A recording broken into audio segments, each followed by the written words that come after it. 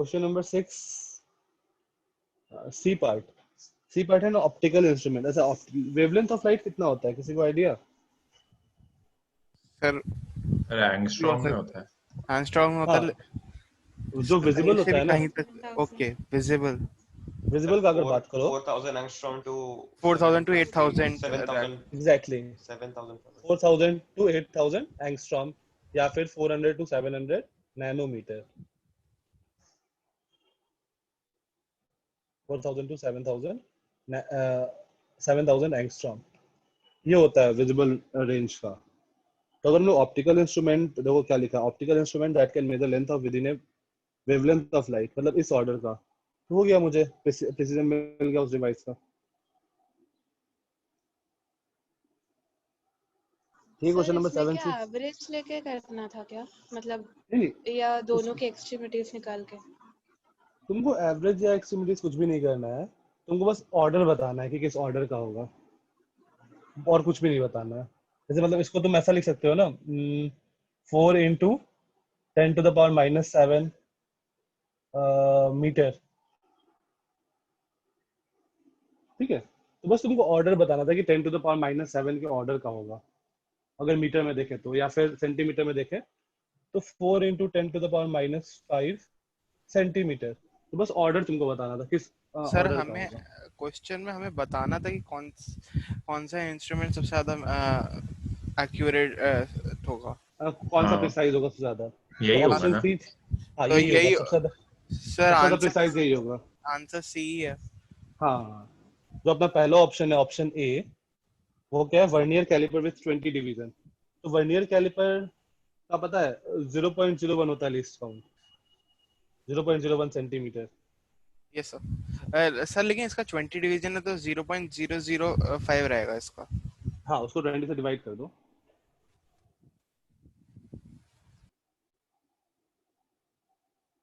मतलब ये सबसे ज्यादा इफिशिएंट होता है, अपना जो ऑप्टिकल इंस्ट्रूमेंट है ना, वो सबसे ज्यादा प्रिसाइज डेटा देगा।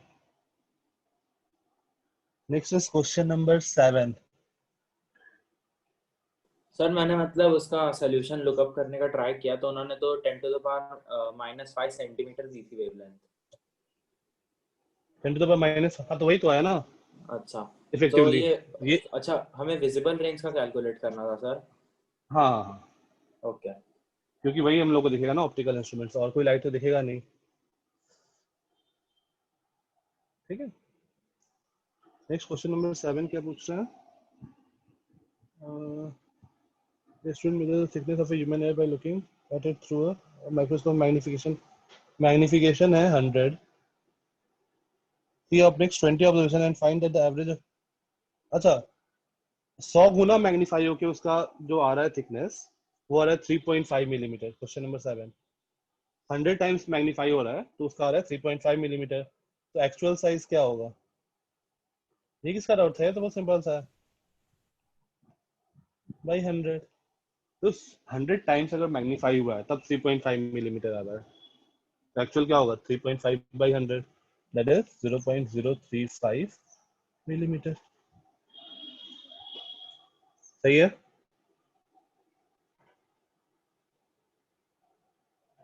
और कंपलसरी नहीं था प्रश्न ना, अगर करना है तो कर सकते हो। सही था वो, उसके क्वेश्चन थोड़े ठीक होते हैं, अच्छे होते हैं लेवल। क्वेश्चन नंबर 8,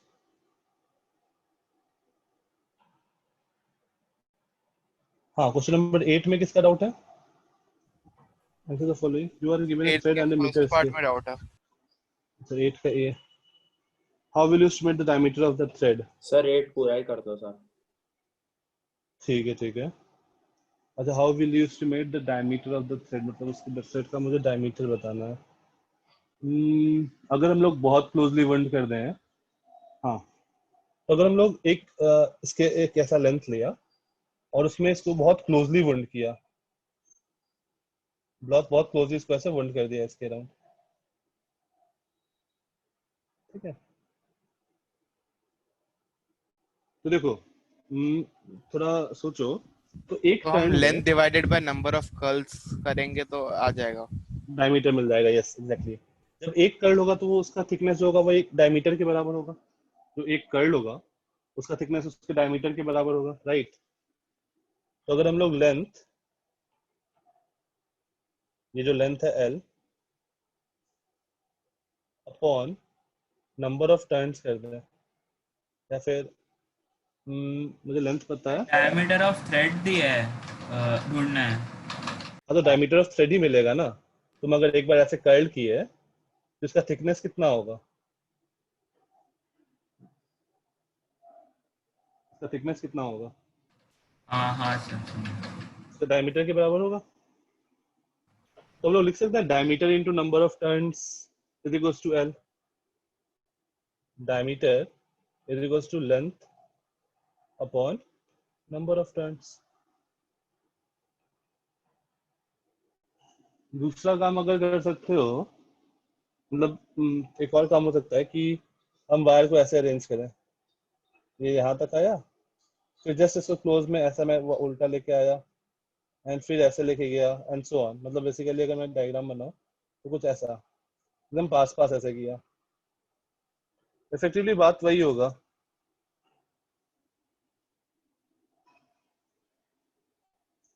इफेक्टिवली बात वही हुआ। फिर हम लोग क्या करते हैं, length upon number of turns करके भाई,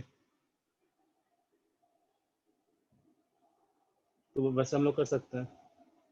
सही है। सेकेंड पार्ट ये समझ में आ गया। ए पार्ट सबको, बी पार्ट है स्क्रू गॉज हैज अ, अच्छा स्क्रू गॉज होता कैसा है पहले वो देखो। स्क्रू गॉज कैसा होता है,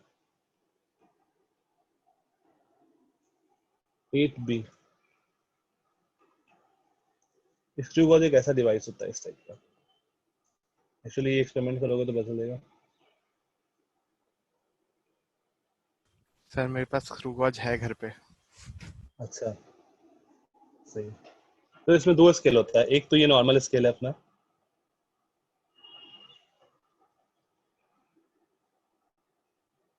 मतलब ऐसा कुछ स्केल है ये मार्किंग, इसको हम लोग बोल रहे हैं मेन स्केल। और ये अपना स्क्रू गॉज स्केल, यहाँ पर भी ऐसे है, ऐसे मार्किंग दिया हुआ है। Circular scale. हाँ सर्कुलर स्केल। अब होता क्या है, जब हम इसको रोटेट करते हैं, जब हम इस चीज को रोटेट करते हैं तो ये मेरा मेन स्केल आगे मूव करता है, मेन स्केल ओपन होता है। देखो मुझे दिया होगा ऐसा कि अगर हम लोग इसको पूरा एक 360 डिग्री घुमाए, 360 डिग्री घुमाए, तो इसका मतलब है कि लेट से 1 सेंटीमीटर स्केल बाहर निकल गया। अगर हम लोग इसको 360 डिग्री घुमाए तो 1 सेंटीमीटर स्केल बाहर निकल जाता है, ऐसा कुछ होगा। ठीक है। तो अगर हम लोग ऐसा सोचे कि मेन स्केल पे रीडिंग आ रहा है 8, ऐसे मेन स्केल रीडिंग है 8 सेंटीमीटर, और इस पे जो है ना, इस पे लेट्स से 200 डिवीजन है, इस पे 200 डिवीजन है। इसका मतलब क्या है, 360 डिग्री घूमना इज इक्विवेलेंट टू 200 डिवीजन। ये फील आ रहा है? हाँ सर।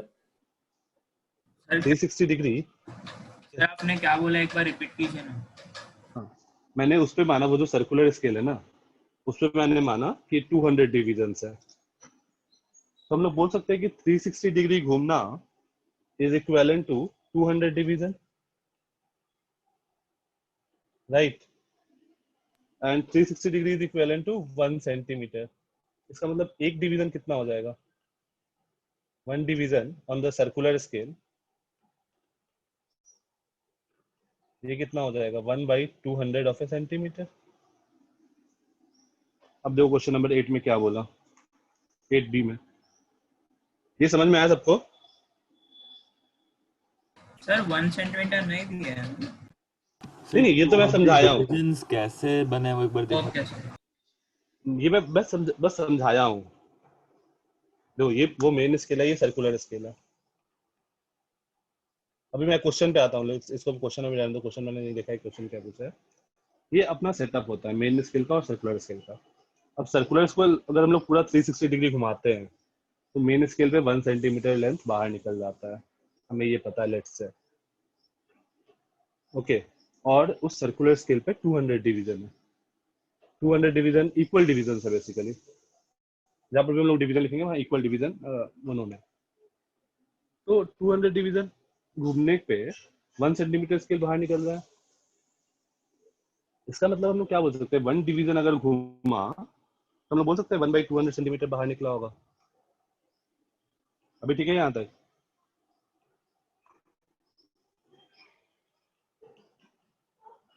ये समझ में आया या नहीं?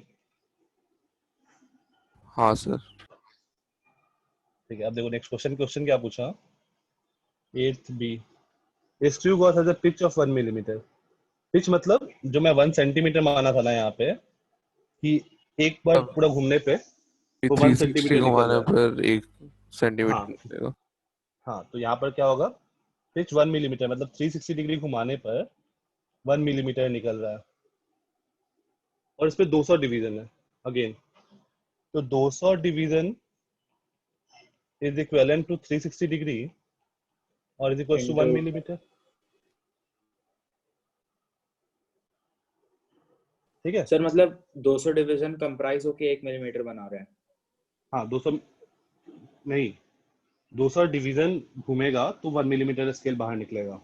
अच्छा मतलब 200 मिलीमीटर बना के 360 डिग्री हो रहा है टोटल। हाँ हाँ हाँ,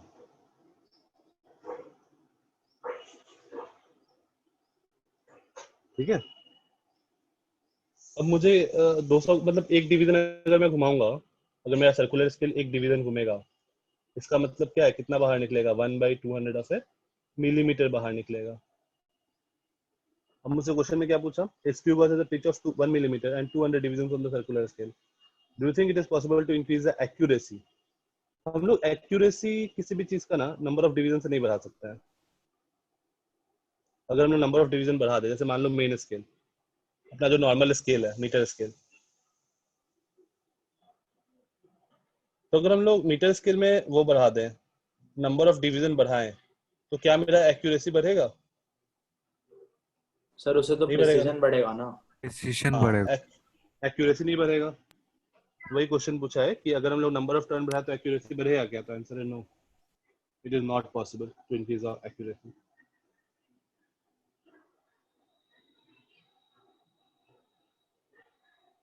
ठीक है, it is not possible to increase the accuracy.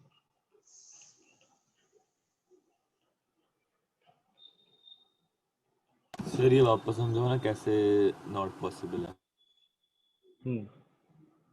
अब देखो, जैसे मान लो तुम नॉर्मल अपने मेन स्केल का, वो मीटर स्केल का एग्जांपल सोचो।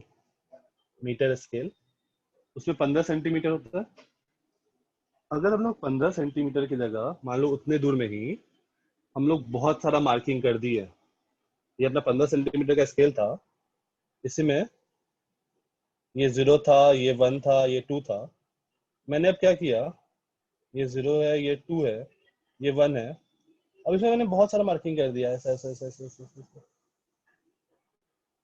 तो क्या इससे एक्यूरेसी बढ़ेगा?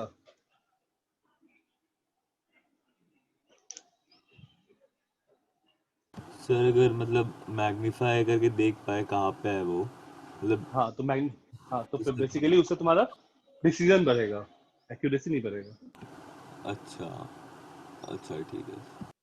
ठीक है। सर एक्यूरेसी मतलब कितने नंबर्स है पीछे, वो वाला था क्या? नहीं नहीं, वो प्रिसीजन था।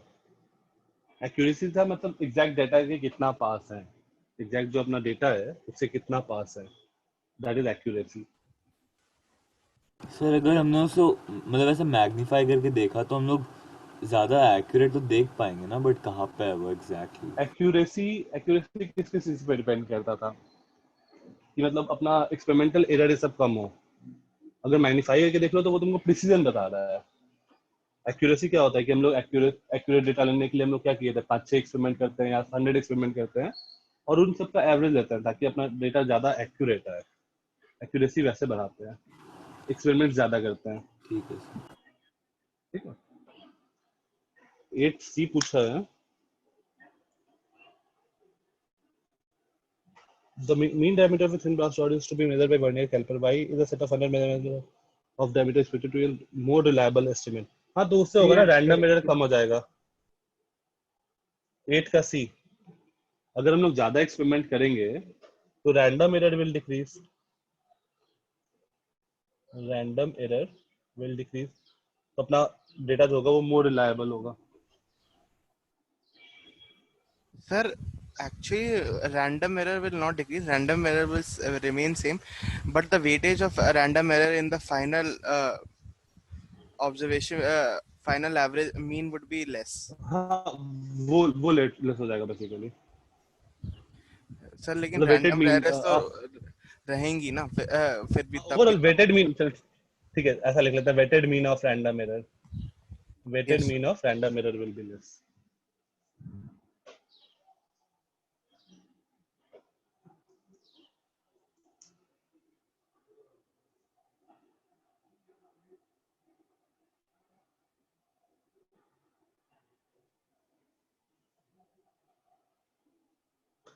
Question number 9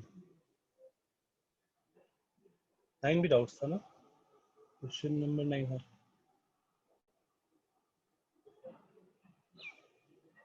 The photograph of a house occupies an area of 1.75 centimeter square on a 35 photograph of a house occupies an area of 1.75 centimeter square on a 35 mm slide. ठीक है, the slide is printed on the screen and the area of the house on the screen is okay, अब ये बन जा रहा है 1.55 metre square. Basically हमारे पास एक रील है, उसमें मैं फोटो खींचा और फिर उसको प्रोजेक्ट किया, तो वो मैग्नीफाई करके इमेज बना रहा होगा। तो 1.75 सेंटीमीटर स्क्वायर का मैग्निफिकेशन हो रहा है 1.55 मीटर स्क्वायर। तो हम लोग यहाँ से बता सकते हैं कि सीन क्या हुआ कि हम लोग एक फोटो खींचे और उस फोटो को मैग्नीफाई करके स्क्रीन पे डाल रहे हैं, तो स्क्रीन पे जो इमेज बन रहा है वो इतना बन रहा है। तो यहाँ से हम लोग बोल सकते हैं कि मैग्निफिकेशन जो होगा वो होगा 1.55 upon 1.75 into 10 to the power -4, right. ये कौन सा मैग्निफिकेशन है? ये एरिया मैग्निफिकेशन है। एरिया इतना से मैग्नीफाई हुआ। तो अगर हम लोग, अच्छा तुम लोग को ये पता नहीं होगा यार, लीनियर मैग्निफिकेशन पता है? No sir. सर वही बोला ना, हाइट ऑफ हाँ, object. Height of image by height of object. तो बेसिकली ये जो होता है ना वो रूट अंडर एरिया मैग्निफिकेशन होता है। इसको अगर तुमको नहीं पता था तो कैसे सोच सकते थे कि नॉर्मल सोचो, अगर लेंथ l है और इसका मैग्निफिकेशन m टाइम्स है, मान लो एक स्क्वायर है, लेंथ l है, l क्रॉस l और मैग्निफिकेशन m टाइम्स है, तो जो नया ऑब्जेक्ट बनेगा वो ml इंटू ml होगा डायमेंशंस, राइट। हाँ सर। अगर मैग्निफिकेशन m टाइम्स है तो देखो इसका एरिया क्या आ जाएगा, m स्क्वायर l स्क्वायर, मतलब बेसिकली m स्क्वायर आ जाएगा। और मैग्निफिकेशन का अगर तुम बात करो तो l स्क्वायर से डिवाइड करोगे तो ये हमें मिल जाएगा एरिया मैग्निफिकेशन। यहाँ समझ में आ रहा है? दो एरिया मैग्निफिकेशन m स्क्वायर है और लीनियर मैग्निफिकेशन m है, तो हम लोग बोल सकते हैं linear magnification is equal to under root area magnification, और यहाँ से हम लोग सब्स्टिट्यूट कर देंगे। ये समझ में आया? ये चैप्टर में थोड़ा ऐसा ही क्वेश्चन है, रैंडम था, कहीं से भी क्वेश्चन। सर एक और बार बताइए ना प्लीज। हाँ ठीक है, चलो स्टार्टिंग से देखते हैं। मान लो तुम्हारे पास एक स्क्वायर है और हम लोग उसको कहीं पे प्रोजेक्ट किया, तो उसका मैग्निफिकेशन m टाइम्स हो रहा है, मैग्निफिकेशन m टाइम्स हो रहा है।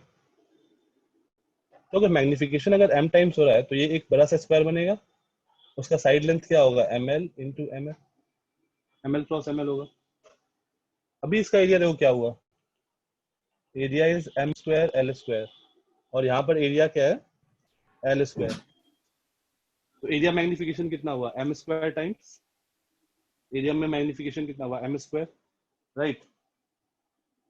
और लीनियर मैग्निफिकेशन कितना है, लीनियर मैग्निफिकेशन इज m। तो हम लोग बोल सकते हैं linear magnification is under root of area magnification.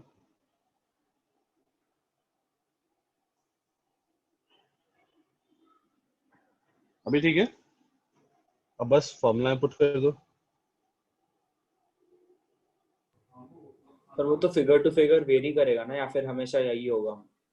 हमेशा यही होगा, तुम l इंटू बी भी मान लो ना, मतलब L into B मान लो, मतलब अगर तुम एरिया मैग्निफिकेशन मान रहे हो तो ये M टाइम्स ऑफ B हो जाएगा, ये M square times of LB हो जाएगा, ये भी LB हो जाएगा। देखो अभी भी M स्क्वायर टाइम्स ये, मतलब ओके वही हाँ रूल सर। फॉलो करेंगे। सर तो लीनियर बस मैग्निफिकेशन मतलब पहले उन्होंने बस मैग्निफिकेशन पढ़ा था, height of image upon height of actual object, linear नहीं पता था। हाँ उसी को हम लोग लीनियर मैग्निफिकेशन बोलते हैं। सर तो फिर हाइट ये ऑफ इमेज रूट मतलब हम लोग बस डायमेंशन इक्वल कर रहे हैं। काइंड ऑफ बोल सकते हैं, ओके। लेकिन एक्चुअल में ये फॉर्मूला भी हो जाता है। ठीक है, next question number 11 to 20।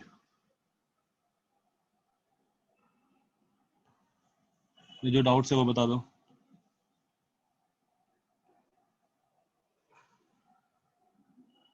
20 okay. Sir आपने 8th का सी डिस्कस कर दिया था क्या? हाँ 8 का बी सी, या ये लेफ्ट राइट में ना यहाँ पे। ओके हाँ। 13 20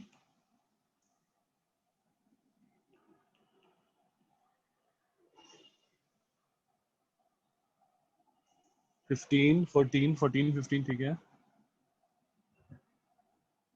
19 14 15 19 20 हो गया।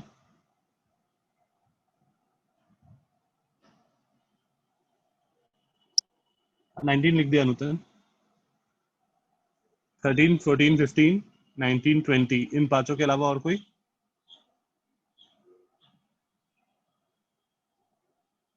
हाँ एक मिनट प्रसन्ना, 20 तक अभी, फिर नेक्स्ट आता है third question number 13। A physical quantity P is related to 4 observation A B C D as source। ये तो मुझे आसान लग रहा है, A cube B square upon under root C into D। What is the percentage in measurement, percentage error in the quantity P? तो directly ये लिखो ना, delta P by P is equals to 3 times of delta A by A, okay, plus 2 times of delta B by B, plus ये देखो C to the power 1 by 2 लिखा हुआ है, तो 1 by 2 times of delta C by C plus delta D by D। अब मुझे क्या चाहिए, परसेंटेज एरर चाहिए। एक मल्टीप्लाई काम बाय करो, दोनों साइड 100 से मल्टीप्लाई कर दो। तो देखो ये क्या बन गया, percentage error in P is equals to 3 times delta A by A into 100 plus 2 times delta B by B into 100 and so on, plus 1 by 2 delta C by C into 100। सारे देखो परसेंटेज एरर के form में बन गया, delta D by D into 100। अब मुझे ये quantity पता है परसेंटेज एरर इन A, ये कितना दिया हुआ है 1%, तो 3 into 1 plus 2 into delta B by B 3 plus 1 by 2 delta C by C 4 plus delta D by D, तो आ गया 3 plus 6 plus 2 plus 2, 3 6 9 11 9 10 11 12 13 13%। इसमें बस वैल्यू सब्स्टिट्यूट करना था। देखो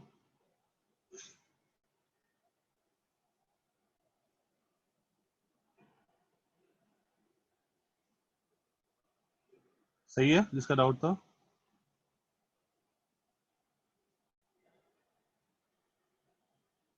और मुझे क्या पूछे हैं, सर इसका इफ द दूसरा वैल्यू पार्ट ऑफ भी P, है।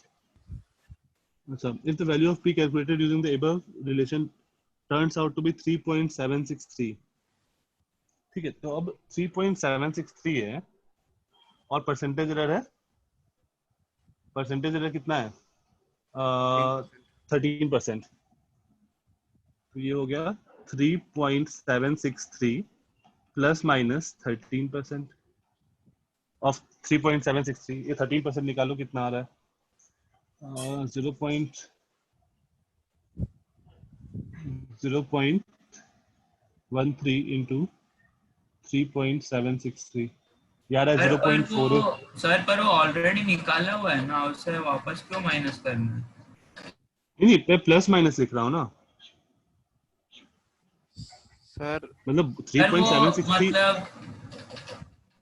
सर वो ऑलरेडी निकाला हुआ है। नहीं मैंने देखो तुम लोग को एक क्वेश्चन कराया था ऐसा कि मान लो A दिया हुआ है 5 प्लस माइनस 0.5, B दिया हुआ है 6 plus minus let's say 0.05, and C B 0.06. मैंने तुमको बोला था z equal to a into b. तो ये जो तुम्हारा 3.763 वैल्यू दे रखा है ना, वो डायरेक्टली 5 इंटू 6 जैसे मल्टीप्लाई करके 30 आ गया ना, तो वो वैल्यू दे रखा है. तुमको उसमें प्लस माइनस एरर बताना होगा ना. अच्छा ये तो एक minute, if the value to what value should you round off? Sir rounding off का पूछा उन्होंने, उसका आंसर 3.8 है. सर कहाँ तक राउंड ऑफ करना है वो समझ नहीं आ रहा. अच्छा मतलब वो लिस्ट डिजिट नहीं दिया है ना. हाँ सर.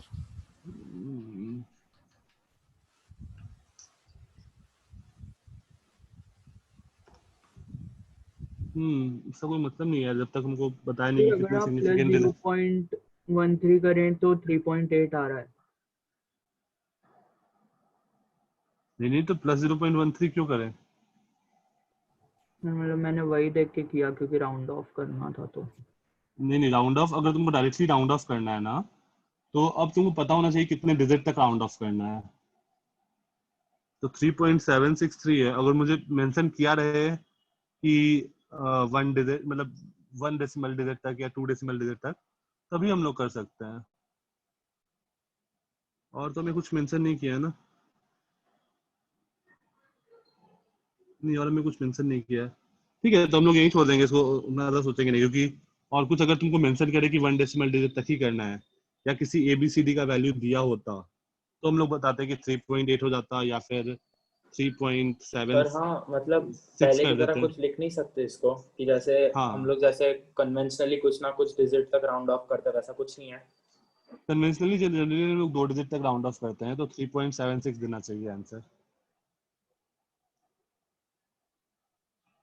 सर और हम कुछ इसको मेंशन एक नहीं और है. तरीके से कर सकते हैं कि ये 13% है तो अबाउट 10%. सो जो थर्ड प्लेस होगी उधर वो अनसर्टेन रहेगा तो 3.8 तक करें. 13% कितना आ रहा है? सर ये आ रहा है अबाउट 0.48. 13% बहुत होता है ना यार. 13% ऑफ 3.763 ये आ रहा है 0.489 मतलब 0.49 बेसिकली. तो फिर तो काफी ज्यादा उसके हिसाब से करेंगे तो फिर तो हम लोग का काफी ज्यादा चेंज आ जाएगा. नहीं छोड़ दो इसको यहीं पे. हम लोग को कुछ मेंशन करना चाहिए तब हम लोग आगे प्रोसीड कर सकते हैं, नहीं तो नहीं कर सकते हैं. सर एरर ऐड करने पे तो 4.2 आ रहा है. 13% ऐड करेंगे तो. हाँ वही हम नहीं कर सकते. हम लोग को एक दिया होगा क्वेश्चन में कि कितने डिजिट तक करना है या कुछ डेटा दिया होगा तो हम लोग कर लेंगे. एक डेटा मिसिंग है, छोड़ दो उसको. नेक्स्ट देखते हैं question number 14. A book with many printing errors contains 4 different formulas for the displacement y of a particle undergoing a periodic motion. ठीक है. Rule out the wrong formula. हाँ तो इसमें डायमेंशन जो गलत है उसको कैंसिल आउट करो ना. तो जो ऑप्शन ए क्या है? 2 पाई t अपॉन टी. अच्छा साइन के अंदर क्या होना चाहिए? साइन के अंदर डायमेंशनलेस क्वांटिटी आना चाहिए राइट. साइन या कॉस. ये तो ठीक है, उधर डायमेंशनलेस क्वांटिटी आ रहा है. अब ए और वाई दोनों का डायमेंशन मीटर होगा. तो यहाँ पर भी हम लोग बोल सकते हैं कि यहाँ पे भी डायमेंशन अपना मैच कर रहा है. ऑप्शन ए देखो, y equal to a sine 2 pi t upon t. अब देखो ये 2t/t क्या हो गया? डायमेंशनलेस हो गया.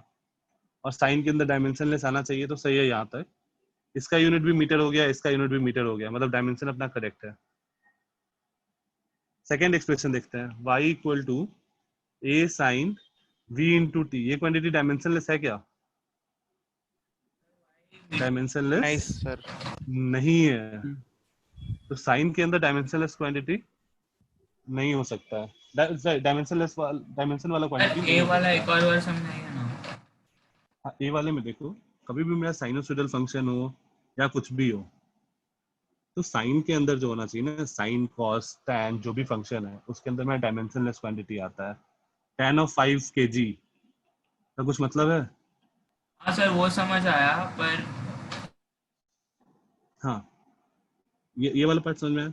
अब देखो LHS का डायमेंशन और RHS का डायमेंशन सेम होना चाहिए.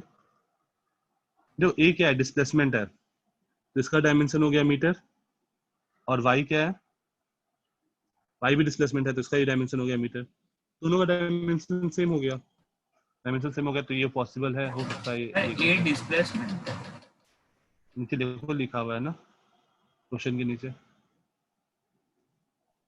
से मैं देखा नहीं, sorry. C y equal to a by t, ये तो क्लियरली मुझे दिख रहा है कि ये मीटर है और ये क्या है, मीटर पर सेकेंड, तो ये गलत है, आगे वाला देखने की जरूरत ही नहीं है।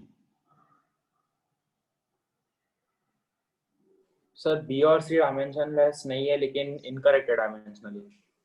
हाँ, और ऑप्शन डी देखो, तो a root to y is equal to a root to, ये तो सही है, दोनों मीटर मीटर है। अच्छा अंदर में देखते हैं sign 2 pi T upon T, ये भी डायमेंशनलेस हो गया, plus cos 2 pi T upon T, ये भी डायमेंशनलेस हो गया, तो ये भी हो सकता है, ऑप्शन ए और डी।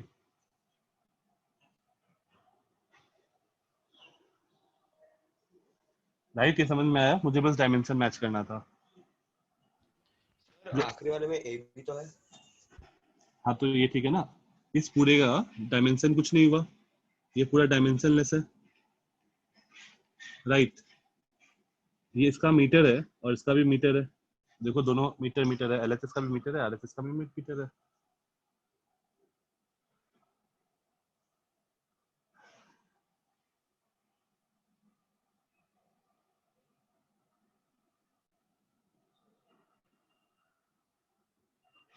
कोई दिक्कत?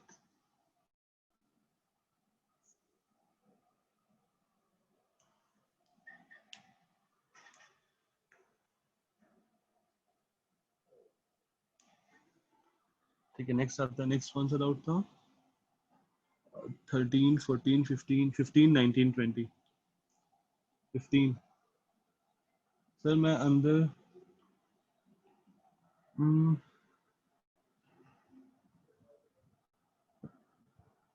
यस 015, साइन या कॉस या टैन कोई भी हो ना, टैन ऑफ 5 kg का कोई मतलब नहीं है ना, टैन ऑफ 10 मीटर कोई मतलब नहीं है, तो उसके अंदर हमेशा डायमेंशनलेस क्वांटिटी होना चाहिए। Next question number 15, mass to the rest mass m not, speed v सही है। हाँ तो ये तुमको दिया हुआ है m is equals to m not, इसको तुमको, इस क्वेश्चन को तुमको बाद में सॉल्व करने की जरूरत नहीं पड़ेगा क्योंकि ये फॉर्मूला तुमको पढ़ना है। ओके नूतन, अभी के लिए देखो कैसे करना है। सर जो नीचे वाला टर्म होगा वो उसको डायमेंशनलेस करना है, एग्जैक्टली क्योंकि वो m नॉट और m नॉट सेम डायमेंशन है। हाँ हाँ नूतन हो गया ये।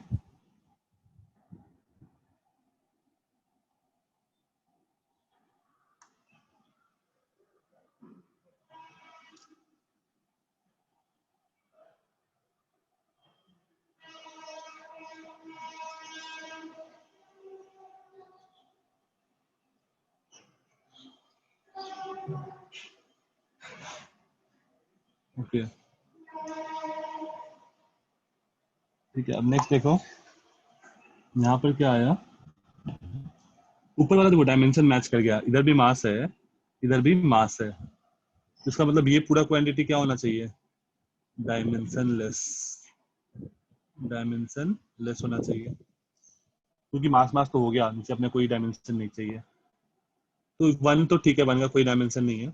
अब वी स्क्वायर, अब वन में कोई डायमेंशन नहीं है, उसमें से हम लोग वी स्क्वायर ऐसे सब्ट्रैक्ट नहीं कर सकते है ना, मुझे वो स्पीड से डिवाइड करना पड़ेगा या कुछ तो करना पड़ेगा, तो मैं नीचे सी लिखा, इनफैक्ट सी स्क्वायर लिखना पड़ेगा, क्योंकि ऊपर भी मीटर पर सेकंड स्क्वायर है, तो नीचे भी मीटर पर सेकंड का होल स्क्वायर होना चाहिए, तो यहाँ पर बस v square by c square कर दो, काम खत्म हो गया,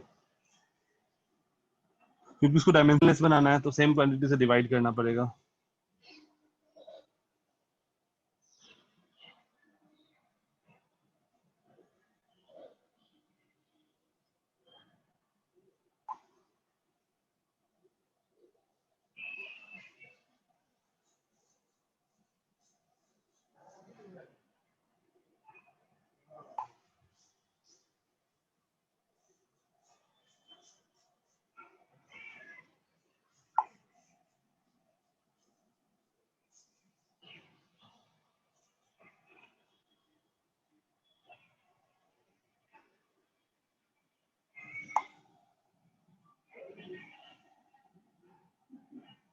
V square is 0.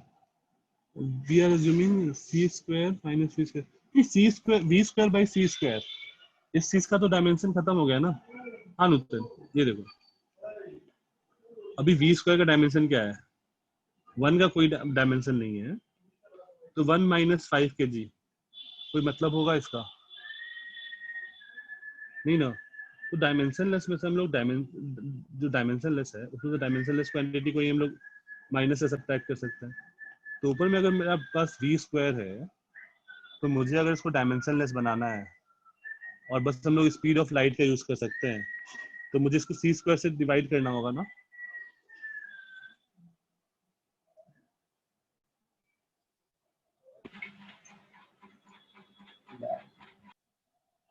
ओके, तो C स्क्वायर से डिवाइड करेंगे तो अपना बन जाएगा। नहीं राधिका, ये देखो ना, अगर तुम ऐसा लिखो m is equals to m not into 1 minus V square by C square whole to the power 1/2। ये देखो, ये क्वांटिटी डायमेंशनलेस हुआ, ये भी क्वांटिटी डायमेंशनलेस है, तो ओवरऑल डायमेंशनलेस हो गया होल टू द पावर 1/2। तो डायमेंशनलेस क्वांटिटी ही रहा। ओके, क्वेश्चन नंबर 16 भी ठीक है।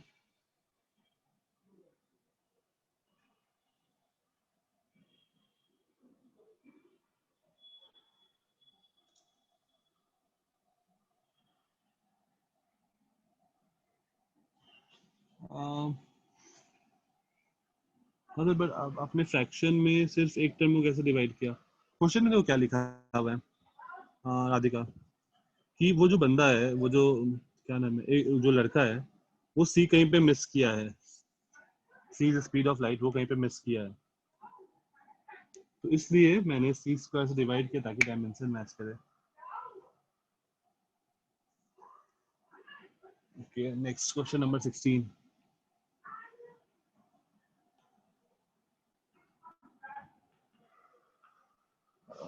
The size of hydrogen atom is about 0.5 angstrom. मतलब रेडियस होगा 0.5 into 10 to the power minus 10. What is the total atomic volume? Volume क्या होगा? 4/3। सर साइज 0.5 देखा तो रेडियस तो 0.25 होना चाहिए ना। जनरली हम लोग जो साइज बोलते हैं ना, सर एक क्वेश्चन में ऐसे दिया है, दूसरे क्वेश्चन में भी ऐसे दिया है, पर उधर हाफ करना पड़ा और इधर ऐसे पकड़ा तो आंसर सही आ रहा है। कौन से क्वेश्चन में? जनरली जब साइज दिया होता है तो हम लोग रेडियस पकड़ते हैं उसको। सर अगला क्वेश्चन में देखो सर सेम है, पर उधर हाफ करने पर सही आंसर आ रहा है और इधर ऐसे रखने पर सही आंसर आ रहा है। अगला क्वेश्चन मतलब क्वेश्चन नंबर 17। हाँ sir. 1 mole of an ideal gas temperature and pressure occupies इतना। What is the ratio of molar volume of the atomic volume of a mole? Take the size of hydrogen molecule. अरे यहाँ पर hydrogen molecule है, यहाँ पर H2 है, 2H होगा, तो तुमको हाफ करना पड़ेगा ना।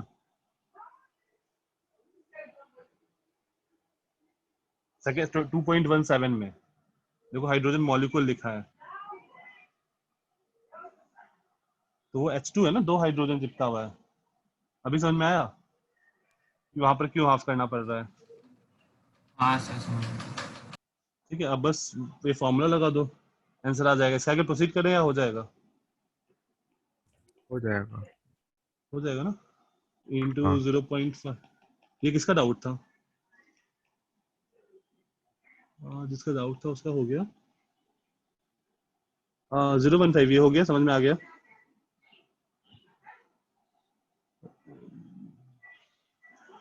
वन फाइव या 1.4?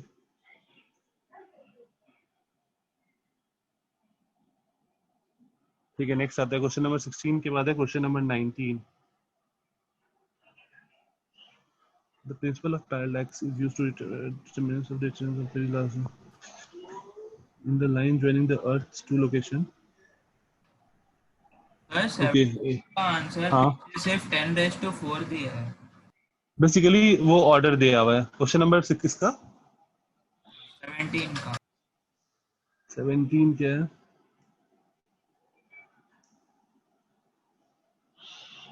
1 mole of an ideal gas at standard temperature and pressure occupies इतना। What is the ratio of molar volume of the atomic volume of a mole of hydrogen? ये बस ऑर्डर दिया है कि किस ऑर्डर का होगा। और कुछ नहीं दिया है।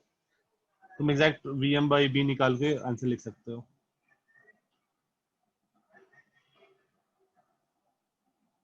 ठीक है, उसमें तुम वो भी लिख एग्जैक्ट आंसर लिखो तो भी फर्क नहीं पड़ता है, तुम बस ऑर्डर लिखो तो भी चलेगा, बट आई विल से कि पूरा एग्जैक्ट आंसर लिखो। हाँ, अब क्या दिया था? पहले तो क्वेश्चन देख लेते। The principle of parallax in section इतना is used to determine determination of distance of very distant stars. The baseline AB, the line joining Earth's two locations 6 months apart. अच्छा, 6 months apart, तो AB is the line joining the Earth's two locations 6 months apart. तो अर्थ ये सन है, तो ये अर्थ ऐसे घूम रहा है,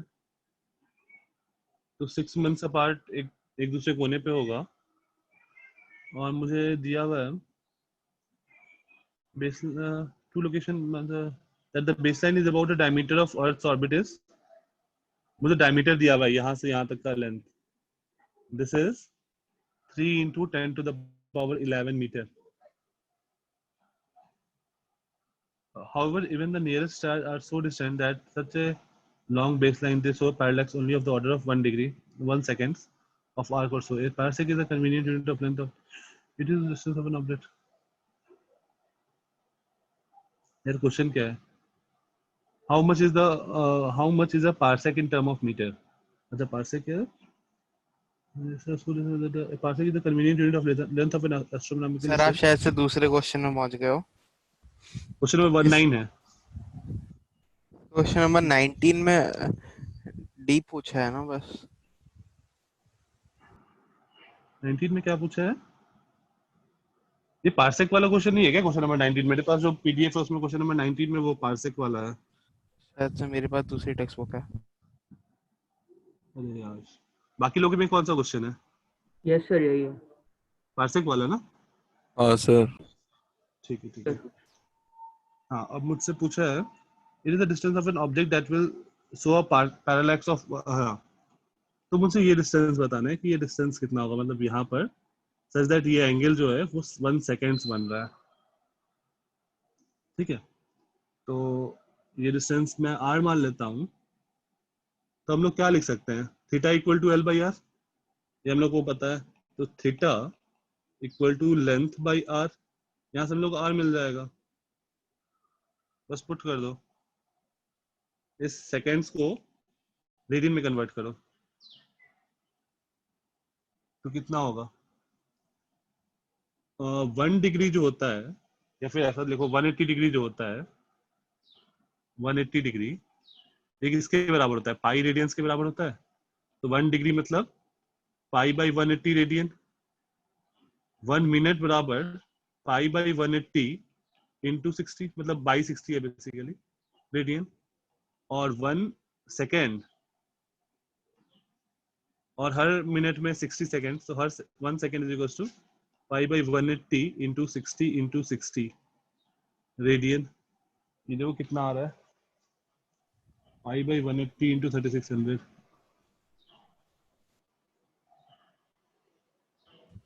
सर इसका डिस्टेंस का हाफ करेंगे क्या ना? 3 × 10⁻11 का। हाँ, देखते हैं एक minute. Pi divide by 180 divide by 3600, ये आ रहा है 4.84 इंटू 10⁻⁻6।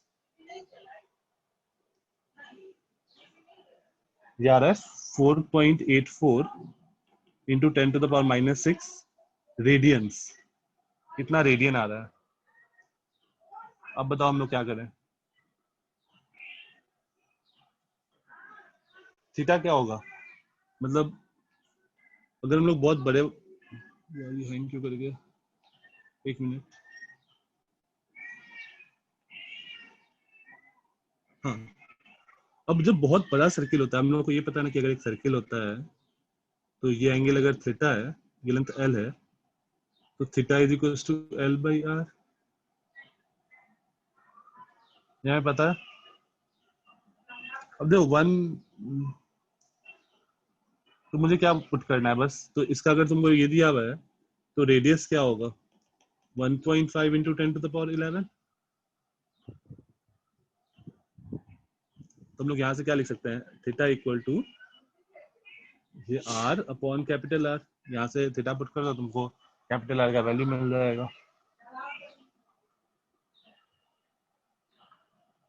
ठीक है, समझ गया सर।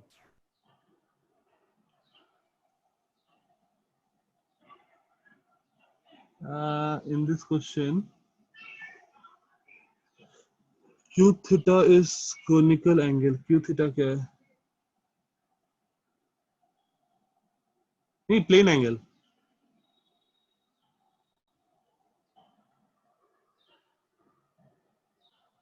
हाँ। नेक्स्ट क्वेश्चन नंबर 20,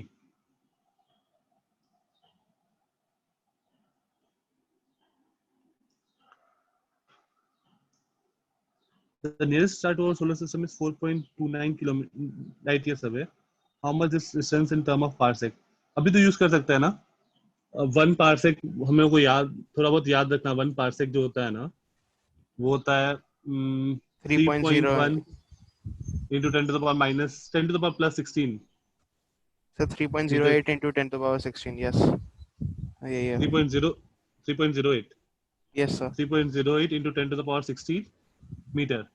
और 1 लाइट ईयर कितना होता है, something 9.46 into 10 to the power 15 ऐसा कुछ आता है ना। हाँ 9.46 into 10 to the power 15 ऐसा कुछ आता है। तो आप बस देख के बता देंगे क्या आएगा। तो तुमको क्या बताना है, लाइट ईयर, एक मिनट, लाइट ईयर का एग्जैक्ट डेटा है, लाइट ईयर हमने कैलकुलेट किए थे ना सर 1 पार्सेक 3.26 लाइट ईयर्स होता है। हाँ ठीक है, तो बस उसमें पुट कर देना, तुमको आ जाए, मिल जाएगा वो क्वांटिटी।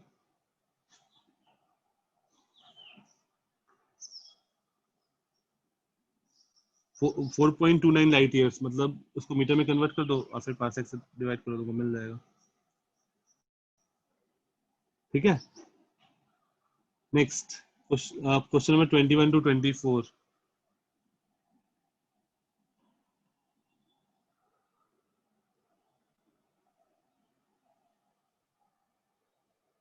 क्वेश्चन नंबर 21 to 24 में कोई डाउट? 22A, 24, 22, ठीक है, 22 एंड 24 बाकी हो गया। 23, 21, 23, ठीक है। 22 देखते हैं। Okay, 22 and 24। 22, just a precise measurement are necessary in science. It is equally important to be able to make a rough estimate of quantity using volumetry areas and common observations. Think of a way which you can estimate the following. Where an estimate of difficult to obtain. अरे यार क्या बकवास है। The total mass of rain-bearing clouds over India during monsoon. Mass of an elephant. The wind speed during a storm. यार फालतू question है यार। Sir इसलिए समझ नहीं आया क्या करना है इसमें। इसमें मतलब सर को डेटा भी नहीं है जो हमें सर यूज करें। रेफरेंस के लिए भी कुछ नहीं है। हाँ तो छोड़ सकते हो या फिर मान सकते हो। मैंने उस दिन थोड़ा सा तुमको बताया था यार, इंडिया का एरिया हाफ थोड़ी सर ऐसे क्वेश्चन 3200 into ये 2800 के टेस्ट में आएंगे क्या ऐसे क्वेश्चन? नहीं, ऐसा मान लिया ये अपना आ गया इंडिया का एरिया, और तुम मान लो ये इंडिया का एरिया हो गया, और मान लो इंडिया में कितना 110 सेंटीमीटर होता है। इंटरनेट से ही इंफॉर्मेशन निकाली थी। अच्छा, तो एवरेज रेनफॉल मान लो, एवरेज रेनफॉल इज 110 सेंटीमीटर। ध्यान रखना एक जगह किलोमीटर है, एक जगह सेंटीमीटर है, तो सब यूनिट कन्वर्शन करना। तो टोटल मास ऑफ वाटर क्या हो जाएगा?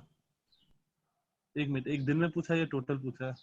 हाँ ठीक है, टोटल मास ऑफ वाटर हम लोग निकाल सकते हैं, volume into density of water approx 1000 मान लेते हैं, केजी पर मीटर क्यूब, अगर मैं केजी में कन्वर्ट किया तो, और मीटर में सब कुछ को कन्वर्ट किया तो ये मुझे मास ऑफ वाटर मिल गया। मास ऑफ एलिफेंट निकालने के लिए क्या करो यार, एलिफेंट का उसके पैर को एक सिलेंडर मान लो, उसका रेडियस और हाइट सोच लो अपने मन से कुछ।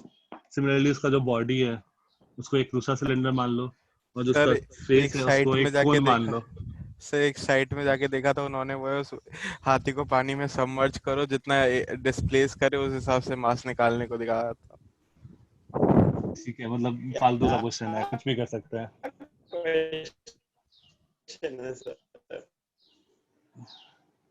ठीक है चलो स्किप करते हैं, हटाओ। Next question number 24। Angular diameter is measured with ना, ये क्यों डाउट है यार क्वेश्चन नंबर 24? ये बेबी कैलकुलेशन बेस्ड है, देखो 24। When the planet Jupiter is at a distance of 824.7 million kilometers from the Earth, its angular diameter is measured to be itna of arc. हाँ यार, अब तो टाइम भी नहीं बचा ना, तो बस डाउट्स ही खत्म करते हैं। मान लो ये जुपिटर है, तो मुझे ये दिया हुआ है, ये एंगल जो है this is 35.72 minutes, 35.72 seconds of arc. मुझे डी पूछ रहा है, फॉर्मूला लगा दो directly, theta equal to L by R. उसको इसको रेडियंस में कन्वर्ट करना। Sir D equal to capital D theta हो जाएगा। हाँ बस पुट करना है और कुछ नहीं करना है।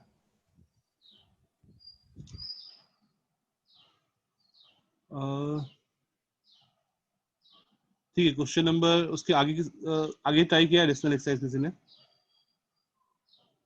सर किया है। ने अभी बोला नहीं कर सर किया है, लेकिन आधे तो मतलब उसमें समझ ही नहीं किया आया। है। सर सिंपल समझ ठीक में है, ओके। तो एक काम करते हैं, ये वाला जो एक मिनट क्वेश्चन नंबर देखते जाते हैं। क्वेश्चन 28 नंबर 25 तुम लोग का रेनमैन के बाद थोड़ा बहुत हिंट मिलेगा। किसके बाद सर? रेनमैन क्वेश्चन हो जाएगा ना, rain man problem. Okay. It is to season.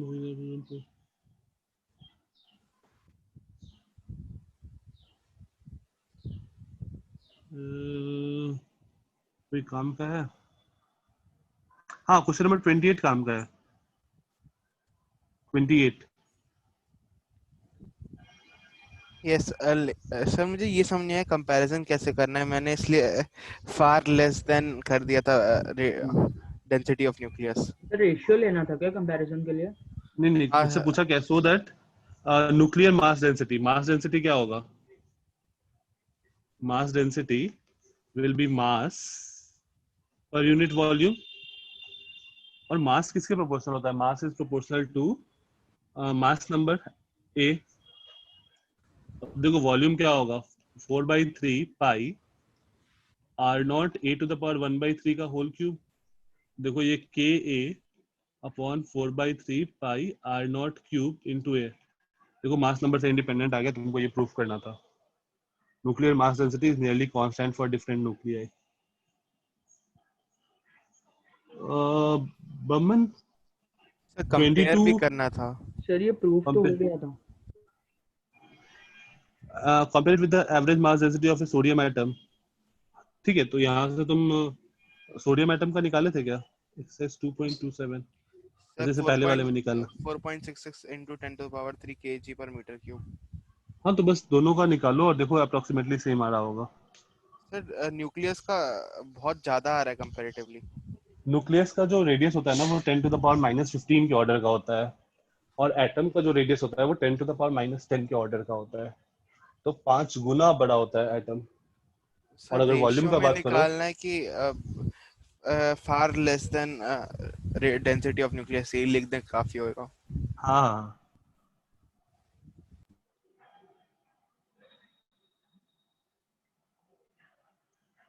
Sodium atom का मास डेंसिटी कम होगा, बहुत कम होगा, 10 टू द पावर 15 टाइम्स के आसपास कम होगा।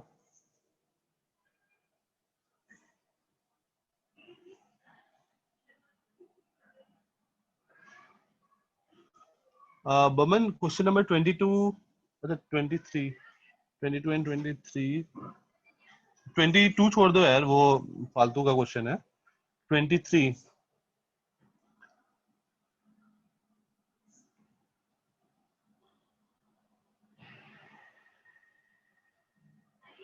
मुझे क्या क्या दिया हुआ है? The sun is hot plasma with its inner core at temperature of 10 to the power outer At this item, no question remains in a solid or liquid phase. In what range do you expect the mass density of the sun? Sir हम volume निकाल लेंगे, मास है तो सब density कुछ है निकल यार, जाएगी। तो बस डिवाइड कर देना मास अपॉन वॉल्यूम से। 23 में तो कुछ भी नहीं करना है।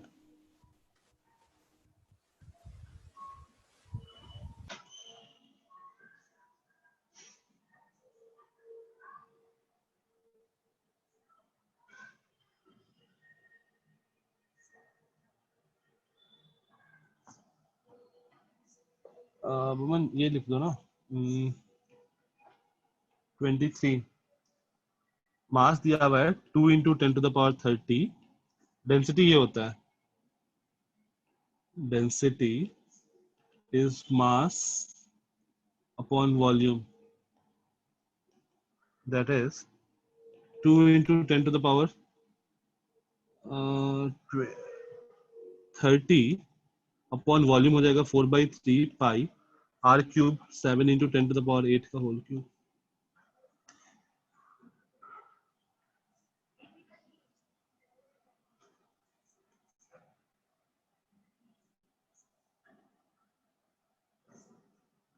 खुशी एक मिनट, जैसे मिनट में क्वेश्चन पढ़ रहा हूँ, बहुत बड़ा क्वेश्चन है।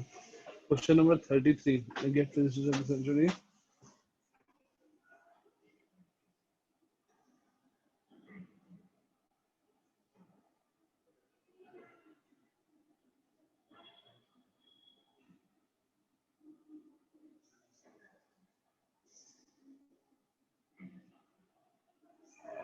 खुशी छोड़ दो, बहुत सारा तुम कर सकते हो, ऐसा फालतू का टाइम वेस्ट है वो, स्किप कर दो। Question number 33। सर आप बचे कुछ क्वेश्चंस के सॉल्यूशंस पोस्ट कर दोगे क्या? सॉल्यूशन नहीं यार मेरे पास, तो कौन सा बचा है? सर मुझे मतलब 25 to 28 में डाउट है और 32 और 33 में। 25 28 तो हो गया। हाँ 32 और ठीक है, 33। 32 छोड़, 33 छोड़ दो, 32 and from the information you can other, ठीक है ना? तो 33 देखो क्या करना है। तुम लोग अभी कोई क्लास है और सर मैथ सर। कितने बजे से? सर 2:15 या 1:15 या 1:15 सर 1:15 से। 1:15 से। Okay, just a minute. देखो ऐसा क्वेश्चन ऐसा दिया है कि यहाँ पर तुम हो, यहाँ पर मून आ गया और यहाँ सन है, तो अगर सन का रेस ऐसे तुमको नहीं पहुंच रहा है तो मैथ्स लगा के सॉल्व कर दो कि डायमीटर क्या होगा।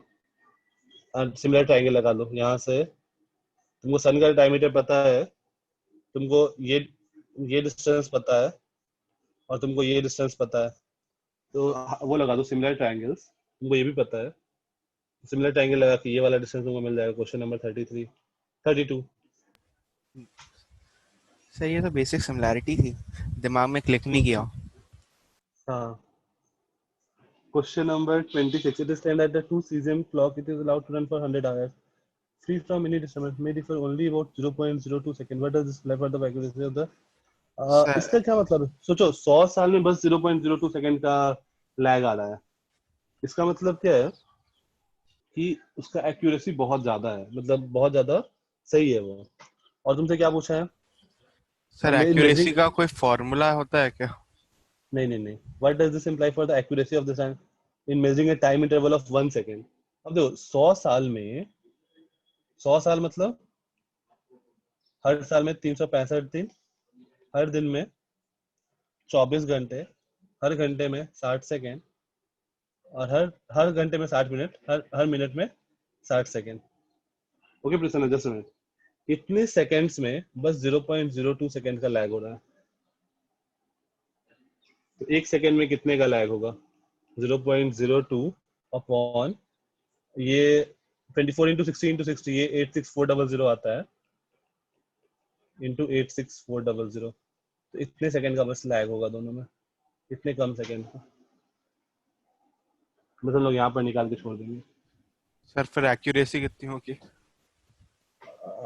एक्यूरेसी वही लिख देंगे यार, इतना इतना कम लैग है, इतना ज्यादा एक्यूरेट है, हम लोग इतना बोल देंगे, सर बस इस वहीं पे छोड़ देंगे। क्वेश्चंस कुछ ज्यादा ही अनयूजुअली लॉन्ग है सर, पढ़ने में कंटाला आ रहा था।